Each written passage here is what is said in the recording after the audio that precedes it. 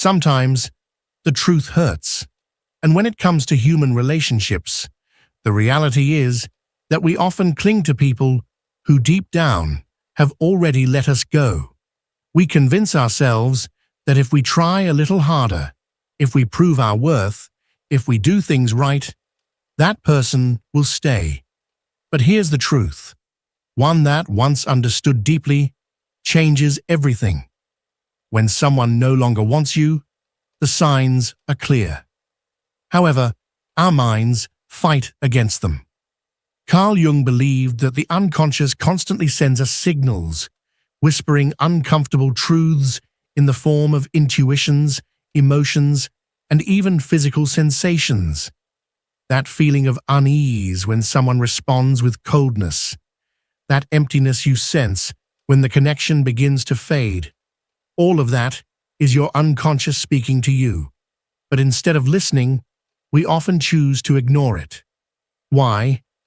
Because facing the truth means confronting our deepest fear, the fear of rejection, of not being enough, of being abandoned.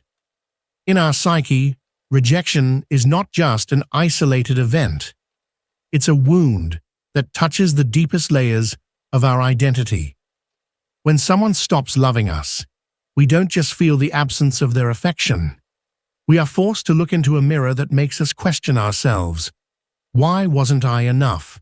But here is where Jung offers a completely different perspective. It's not about being enough for someone else. It's about being authentic to ourselves. When someone no longer loves you, you'll notice it, not because they will tell you directly, but because their energy changes. Jung spoke about projection, the mechanism through which we impose onto others what we don't want to acknowledge within ourselves. When we cling to someone who no longer feels the same way, we are projecting our own need for love and validation onto them. We want them to give us what we are not willing to give ourselves: acceptance, security, self-knowledge. And here lies the problem. The more you insist on holding on to a relationship with someone who is not aligned with you, the further you stray from your own truth. Jung believed that the unconscious will always seek to manifest truth, even if it means causing pain. That's why, when someone no longer wants you, you begin to notice the signs you previously ignored. Shorter responses, less enthusiasm, less interest in sharing their world with you. It's not that they are hiding it from you, it's that you don't want to see it. The conscious mind seeks rational explanations. Maybe they're just busy. Maybe they're going through something difficult. If I try harder, things will go back to the way they were. But the unconscious knows the truth. It knows that relationships based on one-sided effort are destined for suffering.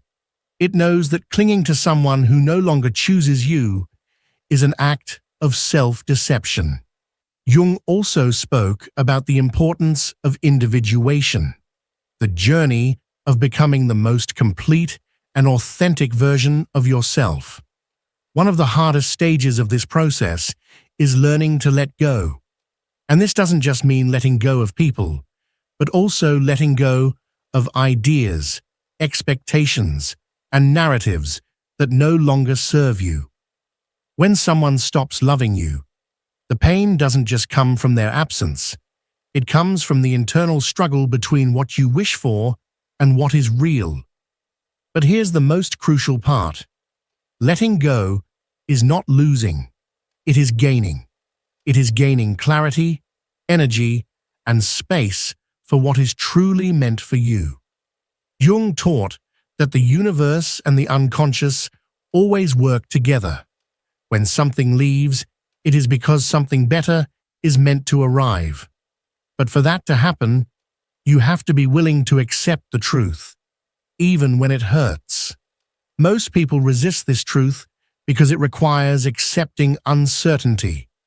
It requires acknowledging that we have no control over how others feel or act. But there is one thing you can control: your ability to choose what to do with the reality in front of you. And when you finally accept it, something interesting happens. At first, the emptiness is overwhelming. It feels like something has been ripped away from you, something that once felt like a part of you. But then, in the silence of that absence, you begin to notice something you had been ignoring all along: your own voice, the voice that had been drowned out by the need to fit into someone else's life, by the fear of loneliness, by the hope that things would be different. Carl Jung understood that human suffering does not come solely from pain itself, but from our resistance to transformation. We cling to the idea that love must last forever, that people should stay if they truly love us, that if we try hard enough, everything will eventually work out. But the truth is quite different. Love is a reflection of consciousness. When a connection is no longer aligned with who you are, its energy shifts. Not because someone has done something wrong, but because everything in life is in constant motion. You won't immediately notice the disinterest because the mind creates illusions to protect itself from pain. We justify absences, silence, and coldness. We tell ourselves it's just a phase, that stress is to blame, that if we give a little more, maybe everything will return to how it once was. But the reality is that when someone stops loving you, their world continues to turn without you. You'll see it in the way they no longer make you a part of it. It's not that they hate you, nor that they want to hurt you. It's simply that their energy has moved in another direction. This is not a punishment. It's a call to look within yourself and ask, why am I insisting on something that no longer flows? Why am I so afraid to let go? Jung spoke of projection because he understood that many times what we seek in others is what we deny ourselves. Perhaps you are looking for love from someone who cannot give it to you because you have not yet learned to love yourself. Maybe you are waiting for validation from someone who has already moved on because you have not yet learned to recognize your own worth. Life has a mysterious way of teaching us what we need to learn. If you keep chasing someone who no longer chooses you, the lesson will only become more painful. Because love is not possession, it is alignment. And when something is no longer aligned, insisting only prolongs suffering. You will notice it when their words lose warmth, when their responses become mechanical, when there is no longer emotion in their eyes when they see you. Not because they are cruel, but because their emotions have changed. And here comes the key question. What will you do with this truth? You can deny it, keep insisting, and hope that things will change. Or you can do what Jung suggested, integrate the lesson, allow the pain to do its work, and finally, let go. Letting go does not mean you did not love. It does not mean it did not hurt. It means you love yourself enough not to beg for scraps. It means you choose your peace over a futile struggle. It means you recognize that life moves forward and that what is truly meant for you will never have to be forced.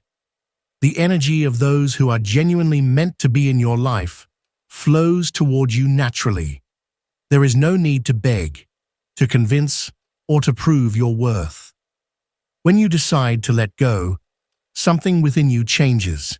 At first, it hurts. But then, in that absence, in that space that once felt unbearable, you start to notice something new: freedom. You begin to remember who you are outside of that relationship. What excites you? What makes you feel alive? You start to reclaim the parts of yourself that you set aside while trying to hold on to something that no longer had life. Jung said that the unconscious always seeks balance. When something breaks, when someone leaves, it is because a new version of you is waiting to be discovered. But you will only see it if you stop looking back. It is not easy, I know. Everything inside you will want to hold on, to send that last message, to make that final call, to look for one last sign of hope. But every time you do, you are prolonging your own suffering. And here is the hardest truth to accept. If someone truly wants you in their life, you will know it. You will feel it in their words, in their actions, in their energy. You won't have to decipher ambiguous messages or justify their indifference. A real connection is clear. It does not leave you in a constant state of anxiety. It does not make you feel like you have to fight to be seen. The greatest act of love you can give yourself is recognizing when someone has stopped choosing you and having the courage to do the same. Because as long as you keep holding on to what has already left, you are blocking the arrival of what is truly meant for you. When someone no longer wants you, you will notice it. And when you finally decide to accept it, you will notice something else too, that your life, your peace, and your happiness never depended on someone else. They were always within you, waiting for you to choose them. The mind plays cruel tricks when faced with loss. It wants to find reasons, explanations, justifications. It wants to believe that if you change something about yourself, if you try a little harder, if you say the right words, everything will return to how it was. But here is the truth that Jung understood so well. What is gone is gone. What is not aligned with you cannot stay. And what is truly meant for you will never have to be forced. It is difficult to accept because it means letting go of the illusion of control. We have been taught that if we work hard enough on something, the results will be what we expect. But in human relationships, this does not work. You cannot control someone else's feelings. You cannot convince someone to love you if their heart no longer resonates with yours. You can try, of course. You can sacrifice yourself, mold yourself, shrink yourself, endure absences and silences. But all of that will only achieve one thing, making you forget who you are. Carl Jung spoke of the importance of integrating the shadow, the process of recognizing those parts of ourselves that we often avoid confronting. These are the aspects of our psyche that we suppress, either out of fear, shame, or societal conditioning. But they do not disappear simply because we refuse to see them. Instead, they manifest in our actions, our emotions, and especially in our relationships. One of the most painful ways this happens is when we find ourselves clinging to someone who does not love us back. Why do we hold on so desperately to someone who has clearly shown us that they do not want to be with us? The answer often lies in our fear of what their rejection reflects back to us. Deep down, we are terrified that their absence confirms our worst fears, that we are not enough, that we are unworthy of love, that something within us is fundamentally broken. We attach our self-worth to their presence, and when they leave, we feel like we lose a part of ourselves. But this is the greatest illusion. Their love never defined your worth. Their presence or absence never determined what you deserve. That power lies only within you. When someone no longer loves you, you will know it. You will see it in the way they stop prioritizing you, in how their messages become shorter, colder, and more distant. You will feel it in the way conversations that once flowed effortlessly now feel forced, strained, as if you are speaking to a stranger. It is not necessarily because they want to hurt you, but because the energy between you has changed. And though it is painful, though every part of you wants to fight against it, the bravest thing you can do is to accept the truth. because the truth, no matter how painful, will set you free. Jung famously said, "What you resist persists." The more you resist accepting that someone no longer wants to be in your life, the more pain you will create for yourself, not because they are cruel, but because life, the universe, and your own subconscious are pushing you to let go. At first, your mind will rebel. It will try to convince you that maybe they just need space, that perhaps if you say the right thing, if you act a certain way, they will change their mind. But here is the key truth. Real love does not need to be begged for. When someone truly wants to be in your life, they show it. And when they no longer want to be, they show that too. The problem is, we often refuse to see the signs because acknowledging them means facing the emptiness of their absence. But that emptiness is not the end. It is a sacred space, a rebirth. It is the moment where you have the opportunity to rediscover yourself, to remember who you were before them. Love is not about losing yourself in another person. It is about sharing your light without letting it be dimmed. When someone no longer loves you, you will notice it.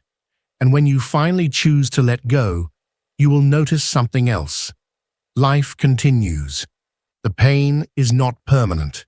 There are new doors waiting to open for you. But you will never see them if you keep looking back at what was. Then comes the inevitable moment, the point where you can no longer deceive yourself. Every sign, every absence, every empty word weighs heavier than the excuses you once told yourself. There are no more doubts, no more maybes, only the raw, undeniable truth. The connection has been severed. The bond has weakened. The feeling has changed. And the most painful part is not that the other person no longer loves you, but the internal battle between accepting this reality or clinging to something that no longer exists. This is where Jung offers us a different path, one beyond desperation and resistance. Jung taught us that every emotional crisis is an opportunity for transformation. Not because pain should be romanticized, but because within that pain lies the seed of growth. The lesson that can only emerge when we are willing to look inward instead of searching for answers outside of ourselves. We hold on because we believe that letting go means losing something irreplaceable. But have you ever truly asked yourself, what is it that you are afraid of losing? Often, it is not the other person that we miss, but the version of ourselves that existed within that relationship. We mourn the illusion, the dream of what could have been. But real love is not an illusion. It is not something that needs to be convinced, manipulated, or forced. It is something that flows naturally, freely, without conditions, without games, without constant doubts. When someone no longer loves you, it is not a sign that you should try harder. It is a sign that your paths have diverged. And yes, it hurts. It hurts to let go of a story you built in your mind. It hurts to accept that what you wanted will not materialize. But pain is not the enemy. The true enemy is resisting what is already inevitable. Carl Jung spoke of the unconscious as a force that is always seeking balance. When a relationship falls apart, it is neither a punishment nor a coincidence. It is a manifestation of that balance that the universe is trying to restore in your life. Often, we cling to what hurts us, not because we truly need it, but because we fear the emptiness left in its absence. But that emptiness is not the end. Rather, it is the space where healing begins. When someone no longer loves you, you will notice it in the smallest details, the absence of enthusiasm, the emotional distance that grows day by day. It is not because the other person wants to hurt you, but because their energy has changed. And here lies the most difficult lesson to learn. You cannot make someone feel something that is no longer there. But what you can do is choose how to respond to this truth. You can deny it, fight against it, prolong your own suffering, or you can accept it and take the most important step of all. Return to yourself. Because when you let go of what no longer belongs to you, you begin to recover everything you had left behind while trying to sustain a relationship that was no longer meant for you. It is not easy. Nothing that involves growth ever is. But when you finally decide to let go, something inside you changes. You no longer live waiting for answers that will never come. You no longer waste your energy trying to revive something that has already died. Instead, you start to notice something new. Space. A space where you can rebuild yourself, where you can rediscover who you are, where you can begin to attract what is truly aligned with you. And then over time, you realize something that once seemed impossible to believe. You didn't lose anything. On the contrary, you gained the opportunity to start over, to create a life where love is not a battle, but a natural and fluid connection. A life where you no longer have to convince anyone to stay, because the people who are truly destined to walk with you will never need to be persuaded to do so. And when you finally accept the truth, when you stop looking for signs where there are none, when you let go of the need for everything to be as it once was, something inside you changes. Not immediately, not without pain, but over time, you feel a relief, a quiet kind of rest. Because what exhausts us the most is not rejection itself, but the internal struggle of trying to hold on to something that has already crumbled. Carl Jung spoke of the process of individuation as the path to the true self, and part of that journey involves recognizing which relationships nurture your growth and which ones only drain your energy. Sometimes we insist on staying in places where there is no longer reciprocity because we confuse love with attachment. We believe that if we let go, we will be losing something valuable. But what we truly lose is ourselves when we stay where we are no longer welcome. You will notice it in the way conversations become shorter, in how responses come with less enthusiasm, in how silences grow longer and heavier. It is not because the other person wants to hurt you, but because their energy is no longer aligned with yours. And the most painful part is not the change itself, but the resistance to accepting it. The mind will try to find excuses. You will tell yourself that they are just going through a rough time, that maybe if you wait a little longer, things will go back to how they were. But Jung taught us that the unconscious always knows the truth before the conscious mind does. And if you stop to listen, if you stop justifying the unjustifiable, you will see that the answer was always there. You do not need concrete proof to know that someone no longer wants to be in your life. You do not need perfect closure or words that confirm what you already feel. Because love is not communicated only with words. It is communicated through actions, through energy, through the way someone chooses to be present in your life. And when that presence fades, when the connection cools, holding on will only hurt you more. But here comes the most important part. Letting go is not an act of weakness. It is an act of self-love. It means valuing yourself enough not to stay where you are not fully received. It means choosing your peace over the fear of loneliness. It means preferring the uncertainty of the future over the false security of a relationship that only hurts you. It is not easy. Nothing that involves growth ever is. But when you finally make the decision to let go, to stop waiting, to stop clinging to the hope that something will change. You experience something you may have never felt before. Freedom. And in that freedom, you discover that you are never losing someone else. You are only finding yourself again. And then, on a random day, without realizing it, you wake up and notice that it no longer hurts as much, that you no longer feel the need to check your phone, waiting for a message that will never come, that you no longer feel that weight on your chest every time you think of that person, because the wound, though deep, has begun to heal. And in that process, you have become someone stronger, more aware, more connected to your true self. Because when someone no longer loves you, you will notice it. But when you finally choose to accept it, you will also notice something else. That life goes on. That love is not something to beg for. And that the best decision you can ever make is always to choose yourself. And then, there comes that moment when everything changes. Not because the other person came back, not because you got the answers you were looking for, but because you finally let go. You stopped waiting for what never arrived. You stopped asking why.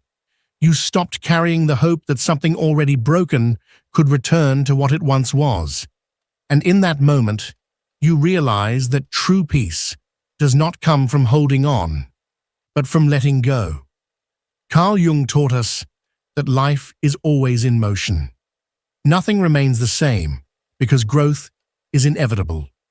Change is the only constant, and as we evolve, some people will continue walking alongside us, while others will take different paths. This is not a sign of failure or loss. It is simply the natural order of life. Every farewell, no matter how painful, carries a hidden blessing. It creates space for something far more valuable, a deeper connection with yourself. At the end of the day, what hurts the most is not someone's absence. It's not the empty spaces they leave behind, or the memories that linger like echoes in your mind. What truly causes suffering is the time we spend ignoring our own intuition, fighting against what was already evident. Deep down, we always know when someone's love is fading, when a relationship has reached its natural end. But instead of embracing that truth, we often resist it, hoping that if we just try harder, if we just hold on a little longer, things will go back to how they once were. But the truth is, love is not something that can be forced. When you finally accept that someone no longer loves you, you are not just releasing yourself from the emotional weight of waiting. You are also opening the door to something new. You create space for people who genuinely appreciate your presence, for relationships that flow effortlessly, for a life where you no longer have to convince anyone to stay. Because real love is not a negotiation. It is not a contract where you have to prove your worth to be chosen. Love, in its purest form, is free. It is reciprocal. It is a constant choice made without pressure, without desperation, without fear. And once you create that space of clarity, once you stop clinging to what no longer serves you, something truly beautiful happens. You start to see yourself differently. You begin to remember who you were before that relationship, before the confusion, before the internal battle. You reclaim your energy, your self-worth, your enthusiasm for life. And in that moment, you realize something profound. It was never the other person who completed you. You were whole all along. You simply forgot. Jung spoke about synchronicity, the idea that when you align with your truth, the universe responds in kind. Suddenly, doors that were once closed begin to open. You find yourself in the right place at the right time, meeting the right people, encountering new opportunities that reflect your inner transformation. But none of this can happen if you are still investing your energy in something that keeps you stuck. When you hold on to something that is no longer meant for you, you block the very blessings that are trying to reach you. So the real question is not, why did someone stop loving me? The real question is, why do I keep seeking validation from someone who cannot give it to me? The focus should not be on how to win them back, but on how to win yourself back. Because when someone truly wants to be in your life, you will know. There will be no confusion, no mixed signals, no need to force anything. And when someone does not want to be in your life, you will know that too. The difference lies in what you choose to do with that truth. Today, I invite you to reflect. How many times have you ignored the signs out of fear of being alone? How many times have you justified someone's indifference just to avoid facing reality? Leave a comment below and share which part of this message resonated most with you. What decision will you make starting today? If this content helped you in any way, share it. Someone else might need to hear this message right now. And if you haven't already, subscribe and turn on notifications so we can continue exploring these life-changing topics together. Because the more people wake up to these truths, the more we can build a community where self-love and authenticity are the foundation of everything we do.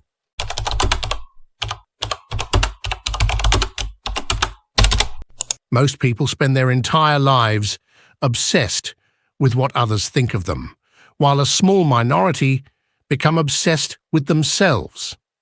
And that small difference changes everything. If you are watching this, you've probably reached that moment in your life when you realize it's time to stop living for others and start living for yourself.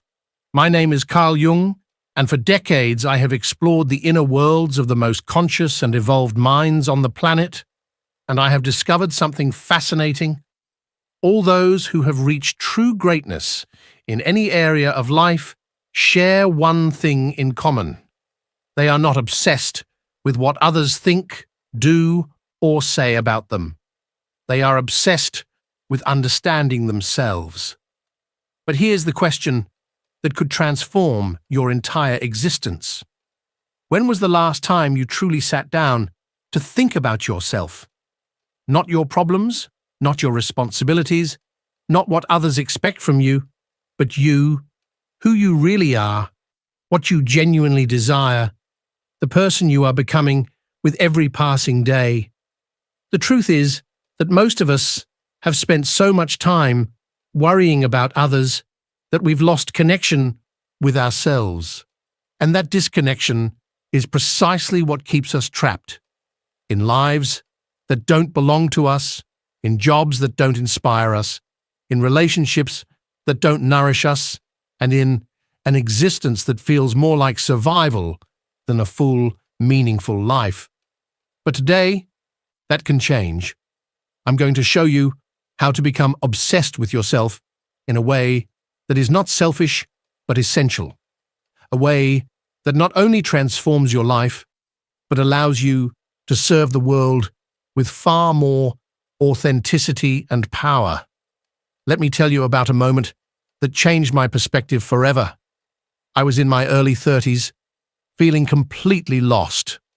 I had failed several times, and I was sitting alone in my small apartment, surrounded by the echo of disappointment. I had spent years trying to impress others, following the advice of people who hadn't achieved what I desired, living according to the expectations of my family, my culture, my society.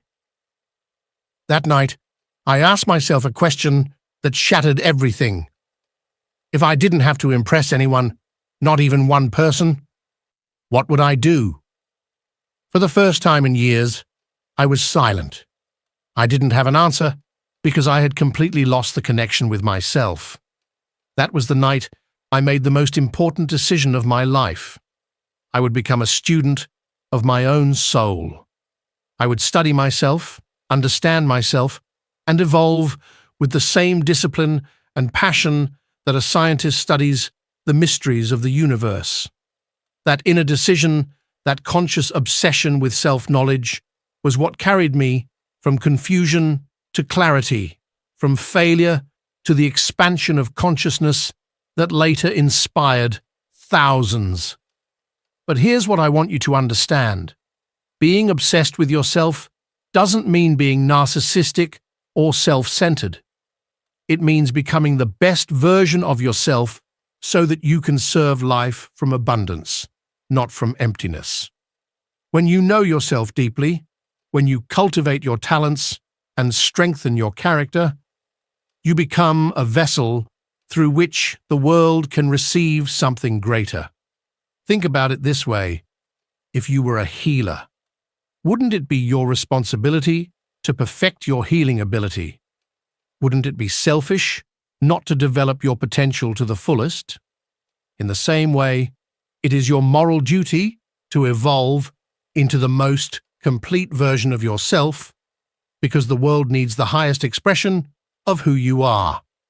When I speak of being obsessed with yourself, I'm referring to 4 essential dimensions that most people never consciously develop: your conscious mind, your emotional depth, your spiritual growth, and your physical evolution.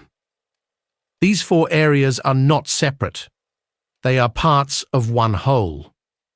When developed in harmony, they create a powerful inner alchemy that transforms every aspect of your life. Let's begin with your conscious mind.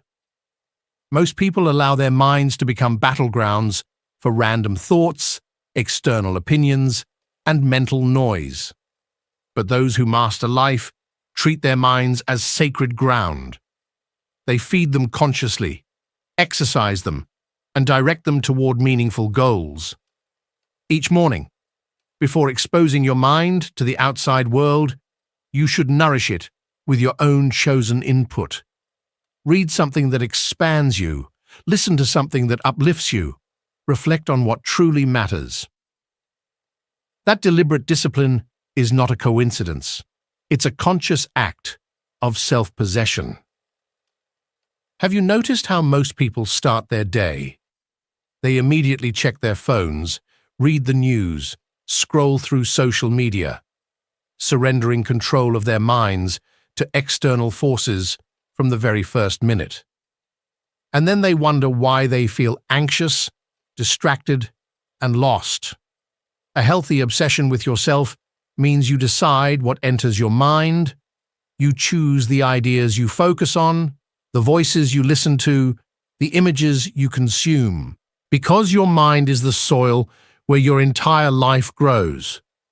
I once met a man who felt completely drained. He told me, "I feel like my life doesn't belong to me. I spend every day responding to the demands of others, solving problems that aren't mine, living according to priorities that aren't mine. By the end of the day, I have no energy left for what truly matters to me."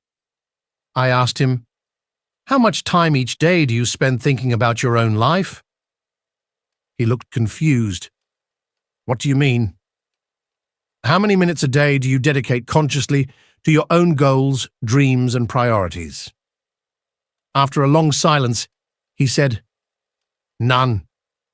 That was the problem. He had spent so many years obsessed with others' expectations that he had lost himself entirely. We worked together to create what I called sacred self-reflection time, moments dedicated solely to contemplating his own growth, vision, and direction. The results were extraordinary. Within months, he had regained not only his energy, but a sense of inner purpose and clarity that transformed every area of his life. Because when you become consciously obsessed with yourself, you have infinitely more to give. This leads us to the second dimension, emotional development. Most people live with their emotions on autopilot, reacting to life, letting external events dictate their inner state. But being obsessed with yourself means taking full ownership of your emotional world. I once met a woman who said, "I'm in my 40s and I'm just realizing I never learned how to manage my emotions. I spend days feeling anxious or frustrated and I don't even know why." I told her something I want you to remember. Your emotions are not something that happens to you, they are something you create. Every emotion is the result of the meaning you give to what happens around you, and those meanings can be transformed consciously. A healthy obsession with yourself means observing your emotional patterns as a scientist would study a natural phenomenon, without judgment, with curiosity, with honesty, because when you learn to understand your emotions, you stop being their prisoner and become their master. And that is where your real transformation begins. What situations trigger your negative emotions? What specific thoughts arise right before your moments of anxiety or frustration? What strategies truly work to shift your emotional state? Personally, I've developed what I call my emotional toolkit.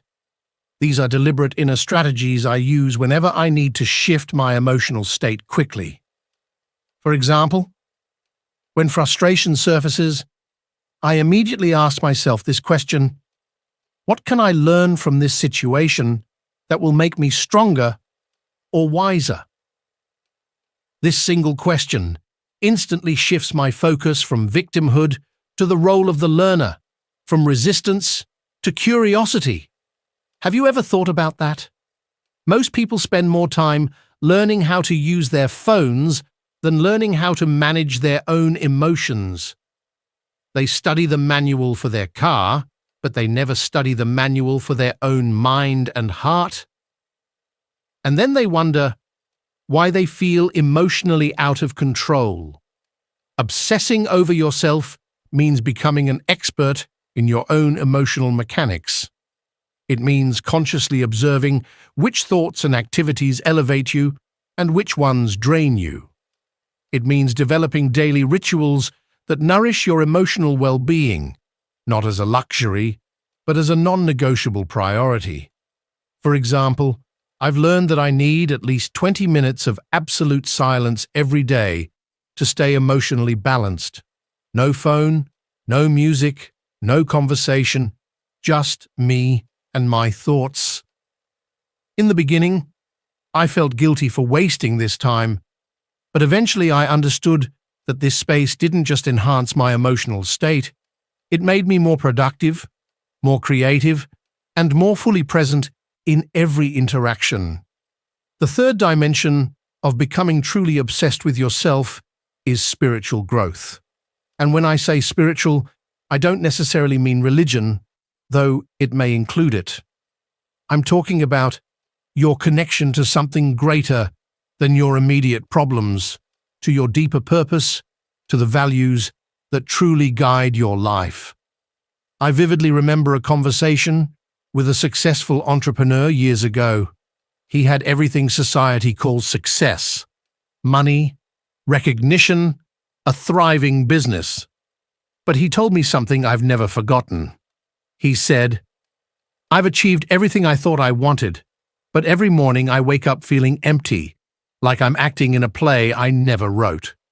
So I asked him, "When was the last time you felt connected to something that truly matters beyond material success?" He didn't have an answer. He had become so obsessed with external goals that he had lost connection with his inner purpose.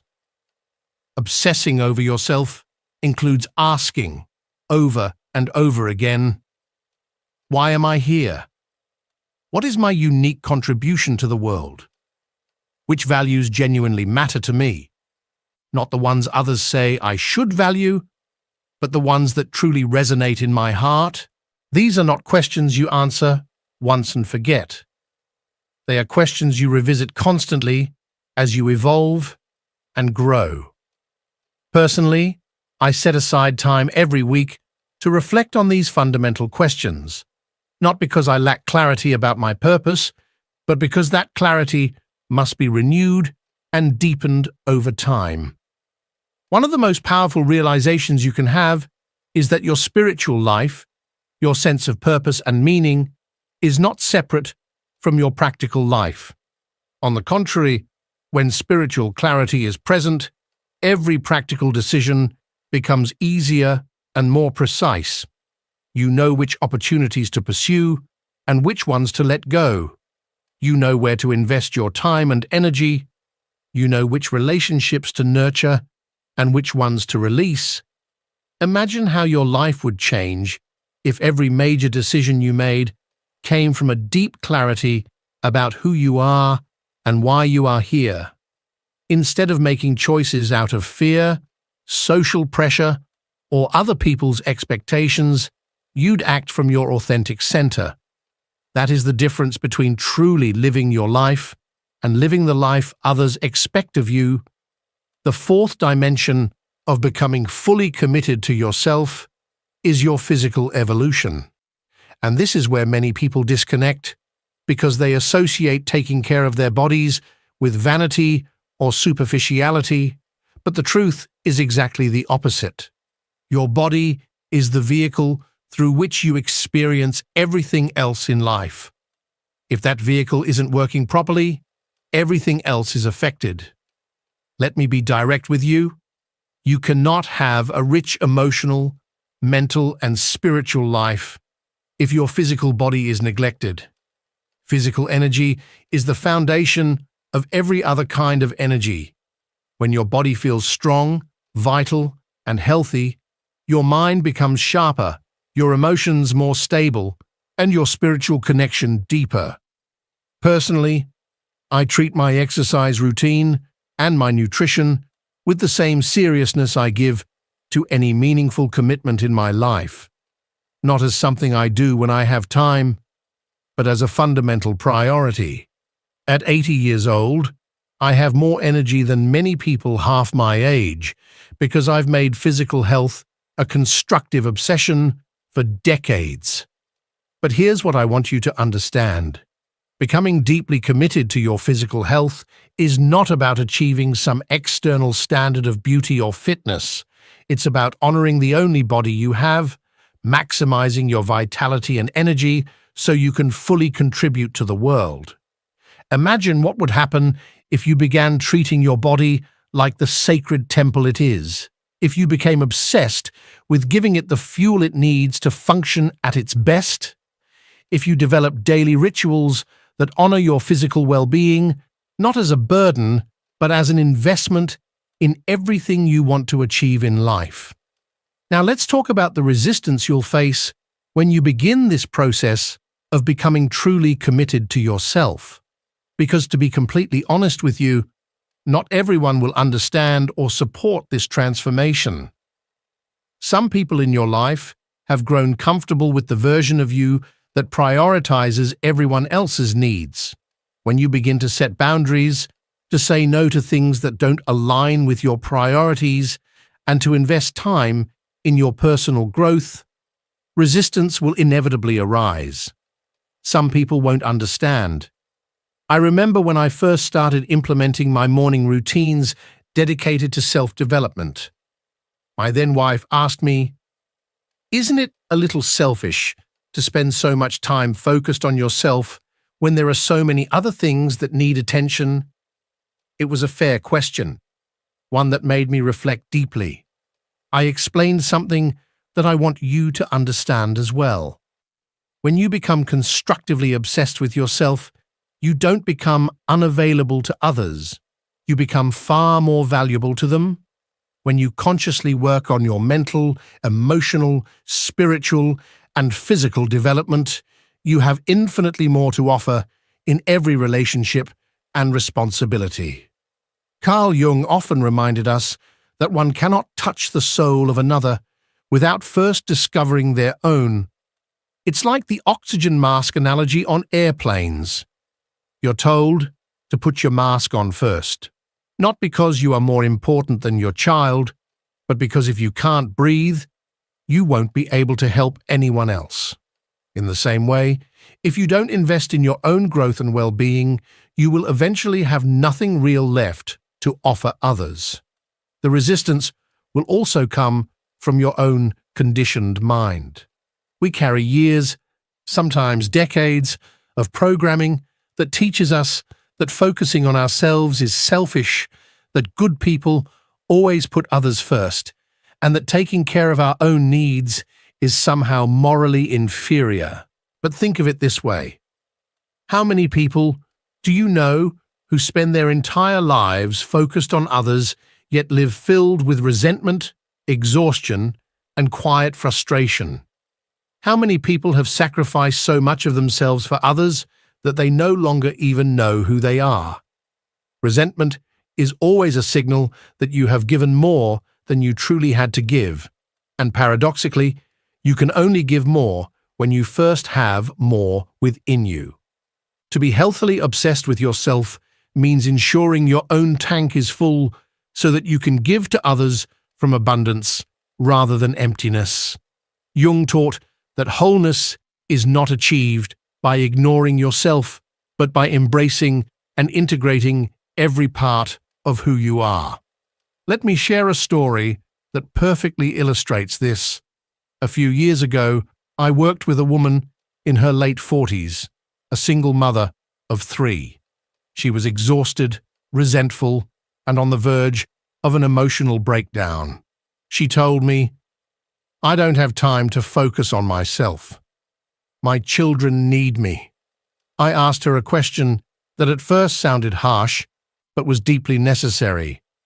What kind of example are you setting for your children about how a person should treat themselves? If your children grow up and treat their own families the way you treat yourself, would you be proud of that? That question struck her like lightning. She realized that by neglecting herself, she was teaching her children that self-care was optional, that their own needs were less important than the needs of others, that being valuable meant sacrificing yourself to exhaustion. We worked together to build small but non-negotiable blocks of time dedicated solely to her growth and well-being. 30 minutes every morning before the kids woke up, an hour on Sundays to do something that nourished her soul, 2 evenings a week for exercise or reading, and what happened was remarkable. She became more patient, more present, and more energetic, not just as a mother, but as a human being. Her children began to respect her in a new way. They saw that their mother valued herself, and that taught them to value themselves too. Her healthy self-focus didn't make her selfish, it made her stronger, wiser, and more loving. Now let's talk about how to cultivate this constructive self-devotion in your own life. The first and most important practice is what I call the sacred hour. It's a period of time each day, ideally at the same time, that you dedicate entirely to your personal development. It's not time for work problems, not time for family plans, not time for chores. It's sacred time, meant only for you. During this hour, you might read books that feed your mind, meditate to strengthen your spiritual connection, exercise to energize your body, or simply reflect on your goals and dreams. The key is consistency and ownership. This time belongs to you alone. When I began this practice decades ago, I chose the early morning. I woke up an hour earlier than usual to read, plan my day, and reconnect with myself. It was difficult at first. My body wanted to stay in bed. My mind told me I had more urgent things to do, but I persisted. And that single hour became the foundation of all the success that followed. Think about how you can apply this in your own life. It doesn't have to be a full hour. Start with 30 minutes, or even 15. What matters is consistency and intention. You are declaring to yourself and to the universe that you are worthy of time devoted solely to your evolution. The second strategy is what I call the regular life audit. Once a week, take a moment to consciously review how you're investing your time and energy. Ask yourself, How much of my time this week was spent doing what truly matters to me versus doing what others expect from me? Carl Jung would say that the path to individuation, the process of becoming your truest self, requires brutal honesty. This reflection is not about judgment, it's about awareness. Because once you become aware, you can no longer live unconsciously. You begin to reclaim your life, piece by piece, choice by choice, moment by moment. And that, in the end, is the true art of living, not losing yourself in the demands of others, but finding yourself so completely that everything you give flows from a place of wholeness. How much time have I truly invested in my personal growth? In which moments did I feel most alive, most authentic? This is not a practice meant for self-judgment or guilt. It is an invitation to awaken awareness, to see clearly how you are actually living your life. As Carl Jung would remind us, most people wander through years on autopilot, repeating the same habits, trapped in routines that numb the soul, never questioning if the path they walk is truly leading them toward who they are meant to become. A weekly self-audit allows you to make small, yet profoundly meaningful adjustments. Maybe you realize you've spent too much time scrolling through illusions on social media and too little time feeding your mind through reading. Maybe you notice how often you said yes to obligations that drained you and no to opportunities that could have expanded you. These realizations are gold. They give you the power to change your inner direction. Small shifts, when sustained, transform the entire landscape of your life. Personally, I do this reflection every Sunday evening. I review the week that has passed and plan the one ahead based on what I've learned about myself. It's a ritual of alignment. It keeps me connected to my true priorities instead of being dragged by the urgency of others. The next step is to cultivate what Jung would call loving boundaries. To become who you are, you must learn to say no to requests, opportunities, and even relationships that do not resonate with the person you are becoming. This is not selfishness, it is self-respect. It is the recognition that your time and your energy are sacred resources, and how you spend them determines the quality of your existence. One of Jung's great teachings was that every time you say yes to something unaligned, you are unconsciously saying no to your own individuation, to the process of becoming whole. That truth changed my entire approach to commitment. Before accepting any new responsibility, I asked myself, does this bring me closer to my authentic self or pull me further away? Does this use my natural gifts or force me to betray them? Does this energize me or does it quietly drain me? Of course, we all have non-negotiable responsibilities, but within the realm of choice, selectivity becomes an act of wisdom. I have learned to be radically intentional, and that intentionality has not only elevated my life, it has made my contributions to others more powerful and authentic. Imagine if you treated your own commitments this way, if you saw every decision as an investment in the life you wish to create. Let me tell you about one of the most transformative experiences I've ever witnessed. A man of 55 came to me, completely lost. He said, "I've spent my entire adult life trying to be what others needed. The son my parents expected, the husband my wife demanded, the employee my boss admired, but I never stopped to ask myself who I really am." I looked at him and said, "Then let us begin there. If you could design your life from the ground up, free from expectations and fears, what would it look like?" At first, he couldn't answer. He had been disconnected from his essence for so long that his true preferences were buried beneath years of compliance. So I asked him to spend a week simply observing, to notice when he felt alive and when he felt drained, when his actions came from truth and when they came from obligation. Gradually, he began to awaken. He rediscovered his love for photography, something he had abandoned decades earlier for being impractical. He realized he felt alive in deep, meaningful conversations and exhausted in superficial gatherings. He saw that creativity and autonomy were his core values, yet his career offered neither.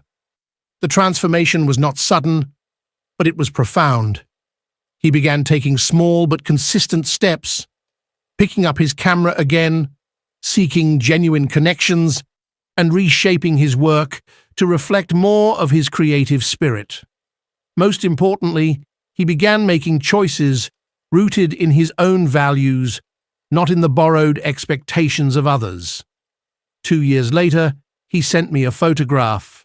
He was unrecognizable, not in appearance, but in energy. His eyes held a spark that had long been missing. He wrote, "For the first time in decades, I feel like I am living my life, not playing a role in someone else's story."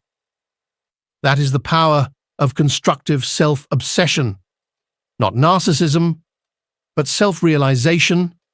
It is not about becoming self-centered. It is about becoming centered in the self, the true self that Jung spoke of, the one that connects you to the wholeness of life itself. Because when you align with who you truly are, you stop merely existing and begin to live with purpose. Now, as we reach the end of this reflection, I want to leave you with both a challenge and a promise. The challenge is this: begin today, not tomorrow, not next week, not when you have time. Dedicate at least 15 minutes to nurturing your own evolution. Read something that enriches your mind. Do something that strengthens your body. Reflect on something that nourishes your soul. And the promise? If you commit to this constructive self-obsession every day, your life will transform in ways you cannot yet imagine. You will cultivate a deep, unshakable confidence that no longer depends on external validation. You will begin making decisions from clarity, not confusion. You will form relationships of greater depth because you will finally relate to others from your authentic self instead of a mask. And most importantly, you will stop living the life that others designed for you and start creating the life that your soul has been waiting to live. That is the difference between merely existing and truly living. If this message has offered you even a single insight that expands your vision, make sure to subscribe and activate the notifications. Choose to become your own priority, not out of vanity, but out of love. Love for yourself and love for the potential contribution you hold within you. Decide now. Act today. Your future self will thank you forever.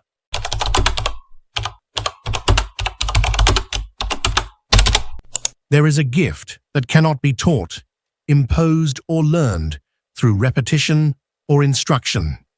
It is not the fruit of training, nor something that can be acquired through sheer will or effort.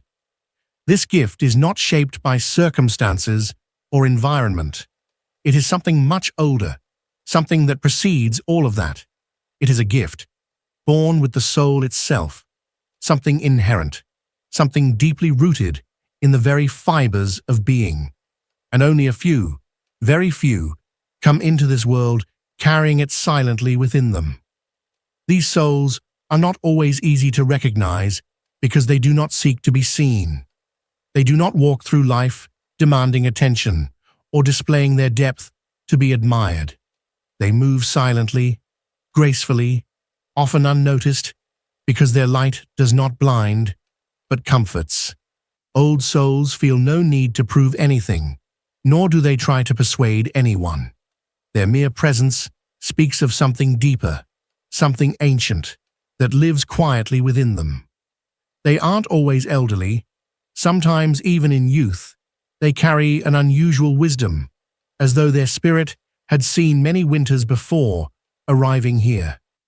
There's a longing in them that words can't define, a yearning that doesn't quite belong to this life, as if they're remembering something the rest have long forgotten. And from that quiet place within, a rare gift arises, the ability to perceive what lies beneath the surface. It's not about predicting the future or reading minds. It's a way of grasping the unseen flow of life, sensing what's hidden and essential, what moves silently through all things. Ancient souls perceive the cycles, feel the changes before they arrive, recognize others' wounds even when unspoken. They don't judge, they don't impose, they simply understand. And that understanding soothes, embraces, and heals. These souls are often unnoticed by the outer world. People may mistake them for being solitary, overly sensitive, or even melancholic. Yet within them lives a connection to something greater, a finely tuned intuition that borders on the sacred, a deep sensitivity that becomes their compass. And even when they don't fully realize it, that gift is what sets them apart. Carl Jung spoke of the archetypes that live in the collective unconscious. Ancient souls seem to naturally access that symbolic language. They can read dreams, interpret signs, feel hidden echoes in every experience. They don't do it through intellect. They do it through soul, from that quiet place within that remembers what truly matters, even when the conscious mind forgets.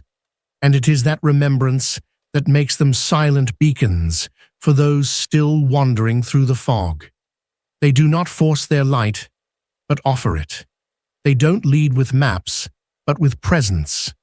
They are there in silence, watching, understanding, remembering. And through their presence, others begin to remember too. Ancient souls don't need to declare their gift to embody it. They don't turn it into a banner or seek anyone's approval. Their wisdom expresses itself in subtle ways, in the right silence, a knowing glance, a pause that feels like shelter, a way of listening that brings healing. They aren't trying to fix the world, yet they quietly hold it up, just by how they exist. That spiritual gift they carry isn't something you can see or measure. It's not a skill or a talent. It's a vibration, a depth that allows them to move between the body and soul without losing balance. They feel the dense and the subtle all at once. They understand that everything happening outside has a mirror within, and so they walk slower, more aware, with deeper compassion. Often, they've been misunderstood. People say they feel too much, think too much, stay too silent. But really, they're just living by a different clock, one set not by the world, but by the rhythm of the soul. They are closer to stillness than to noise, nearer to the eternal than the urgent. That makes those still asleep uncomfortable. Still, they don't withdraw from life, they live it with grace. They have an intimate bond with mystery and know that not everything must be understood. At times, they heal without knowing it. Their presence brings balance. Their energy softens. Their eyes reveal. They are like bridges between the human and the sacred, between the fleeting and the eternal. They do not claim to hold every answer, but they carry a quiet certainty that sustains. And when someone approaches them with an open heart, something within that person begins to shift. Not because old souls offer solutions, but because they awaken a sleeping memory. A memory that gently whispers, "You too are more than you believe.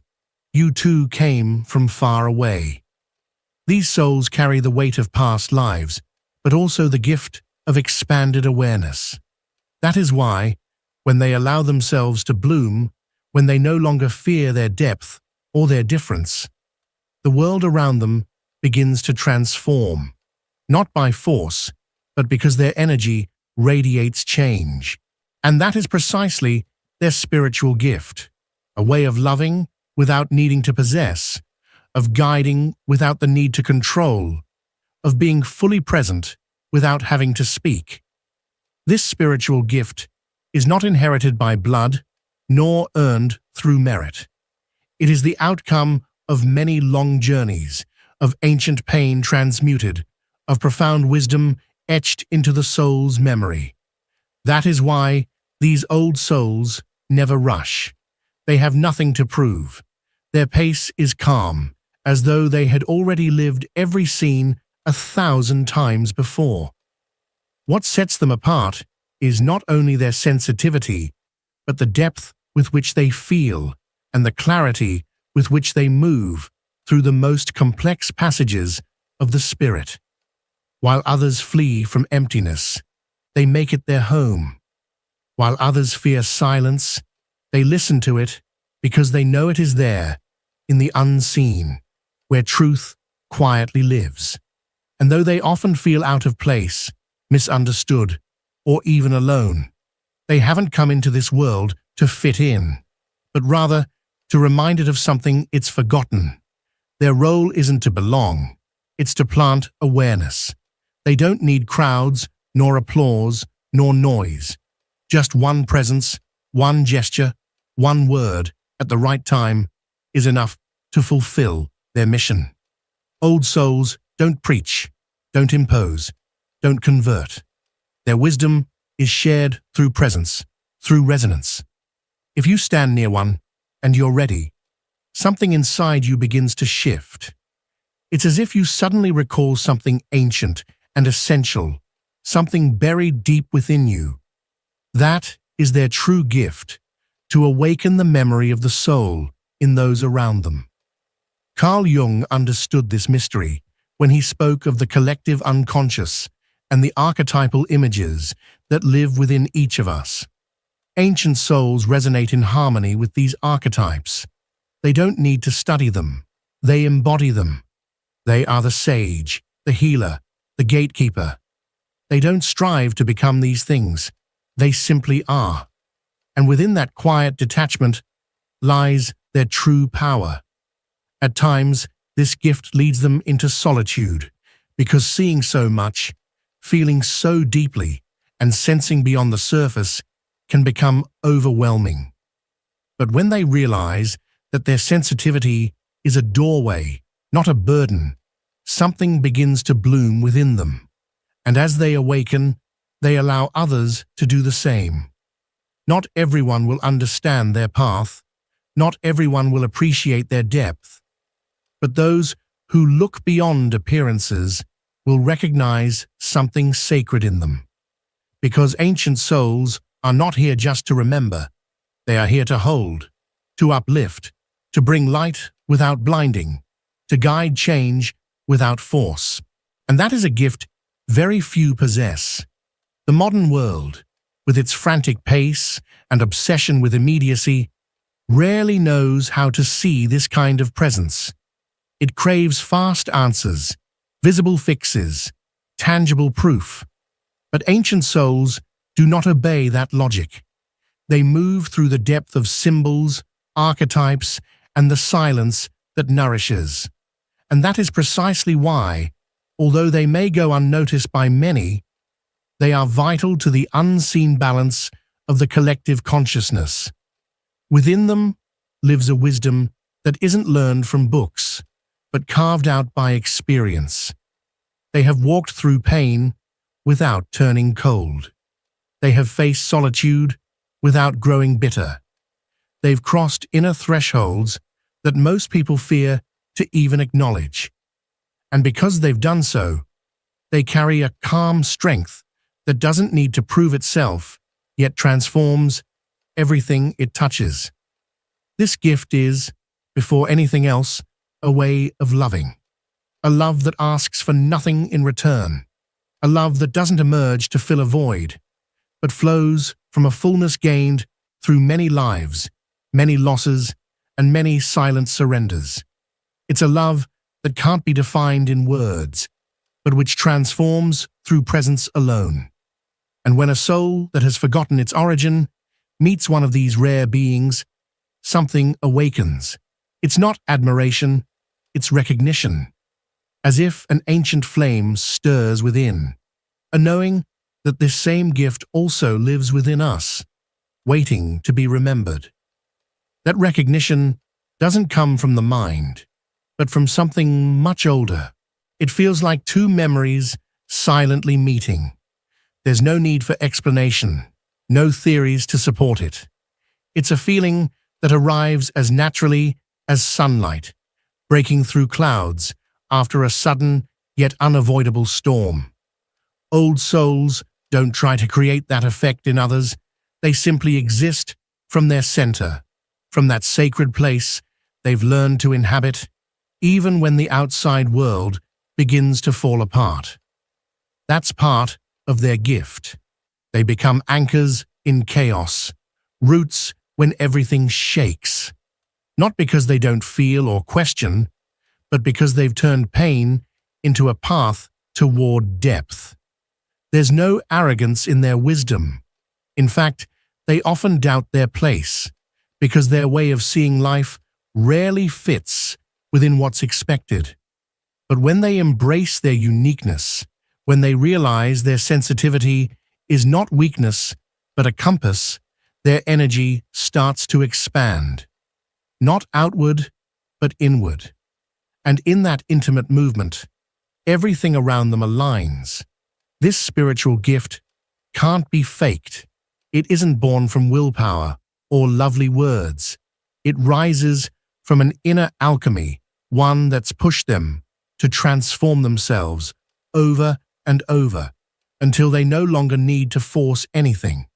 They don't aim to control or guide by force. Their presence alone is enough. Their very vibration becomes a lesson. And even if the world doesn't always understand them, they understand the world. They've seen its cycles, its falls, its desperate quests. And instead of judging, they hold space. Instead of pointing fingers, they walk beside. They don't expect others to awaken on their schedule, because they know every soul has its own timing, its own calling, its own journey. Ancient souls didn't come to dazzle with glaring lights. They came to spark quiet embers in hearts that still remember, because their gift isn't flashy, it's essential. They may not always be seen, and their path may be subtle, but they are the ones who sustain the highest frequency of the human soul. They carry, without speaking it, the living memory of what is sacred. When one of these souls enters your life, you might feel that everything shifts into a different rhythm. It's not that the outside world changes overnight, but something inside you stirs, something begins to awaken. You start asking questions you'd long buried, looking toward places you'd always ignored. It's as if their very presence opens an unseen threshold into forgotten parts of your being. And these souls don't bring light in the form of answers. They bring depth. They don't speed up the process, but their calm reminds you that spiritual time doesn't rush like the ticking of the world's clock. They show you, without a word, that every fall has meaning, that emptiness can be filled with presence, and that every wound, when seen with care, becomes a door. Maybe this is their greatest gift, not offering shallow comfort, but building your trust in what can't be seen. They help you turn inward, breathe the silence, and make peace with your story, because they've walked that road and carry its mark in their energy. So when they speak, if they do, their words don't sound like theories. They feel lived, and even when silent, they teach in how they listen, how they see, how they stay without pushing. They make room for others to find their center. They don't stand above or ahead. They walk beside you with a quiet humility that transforms, not to change you, but to help you remember who you already are.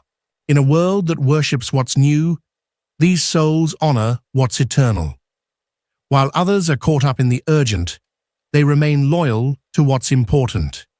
They don't get pulled by trends or shift to please. They stay true to who they are, even when it means discomfort, rejection, or walking alone, because their loyalty isn't tied to the outside world, but to the truth that lives within. And even though most of the time they walk without noise, the ones who are ready, who have matured enough to see beyond the surface, can recognize in them a sacred presence, a vibration that asks for no explanation, because it is the soul that understands. And in that quiet meeting, something is revealed, something awakens, something that may have slept for ages, but was never truly lost. The impact these souls have can't be measured by fame or approval. Their true effect is found in the silent transformation of those who have come close. One conversation, a glance, or even a simple shared moment with one of them might echo for years, like a seed slowly sprouting in the deep soil of the unseen. Because their power lies not in what they do, but in who they are. At times, even they don't understand the gift they carry. They might spend years feeling out of place, doubting their sensitivity, holding guilt that isn't theirs, trying to fit into a structure that doesn't align with their frequency. But in time, and when the soul is ready, everything begins to make sense. They understand that they didn't come here to fit in, but to remember. They didn't come to follow the noise, but to bring back the silent music of the soul. When they finally embrace this truth, when they stop resisting and begin to live from that deep inner space, something magical unfolds. They stop searching, stop running. They become portals, and each time someone encounters them, that person crosses into something too. Because the spiritual gift of these souls isn't just for them. It's an offering to the world, a quiet beacon that gently says, you can remember who you are too. And perhaps in their simple presence, without words, without grand gestures, many other souls begin to awaken as well. Not because they are told what to do, but because they see something in them that also belongs to themselves. A flame that's been burning forever, only forgotten, now finally being remembered. That memory doesn't come as a loud explosion, but as a familiar whisper, a soft and ancient feeling that rises from the depths. You've been here before, and then you understand. The spiritual gift of old souls isn't meant to shine in pride, but to awaken others, not to lead with maps, but to remind you that you already know the way. And when that happens, something opens up inside you. A quiet, endless space, free of urgency. A place where your soul breathes, your heart no longer hides, where questions find rest and answers arrive without being chased. In that space, the wounds don't vanish, but they soften. The past isn't erased, but it ceases to hurt, and the present stops feeling heavy to become a place of belonging. Ancient souls carry that gift, the ability to create a home amidst the chaos, not with objects, but with vibration, not through answers, but with presence, because they've learned that true power doesn't lie in words, but in the energy behind each breath. And so, their life becomes their message, one that doesn't shout, yet deeply echoes, one that doesn't demand, yet gently transforms, one that doesn't seek followers, but still clears the way. This sacred gift that only ancient souls hold cannot be taught. It doesn't come from skill or method. It's born of spirit, forged in silence, strengthened by solitude, and expanded through surrender. It's a gift that doesn't seek praise, but to be shared, one that doesn't diminish, but multiplies the more it's given. And even after walking through shadows, they've come to see that even darkness carries truth. They've faced their shadows, healed old echoes, lost and begun again. And with each fall, they've gathered shards of light, pieces they now carry within, quietly lighting others around them. Because ancient souls don't need permission to love, to support, to lift. They know their gift isn't theirs. It belongs to the soul of the world, to the unknown, to life itself. And so, even without fully understanding it, they walk with humility, with certainty, with that quiet calm that silently says, I am here. And you will remember who you are when you're ready. And you're starting to remember now. When the remembering begins, it doesn't come from the mind, but from the soul. It's a deep sensation, rising from within, as if every word you read, every vibration you feel, every silence you share with these ancient souls fits perfectly with a truth that was always alive inside you, simply waiting to be seen. And in that recognition, something shifts. The rush starts to ease. The comparisons lose their weight. The desperate need to belong begins to fade. You come to see that what truly matters was never outside.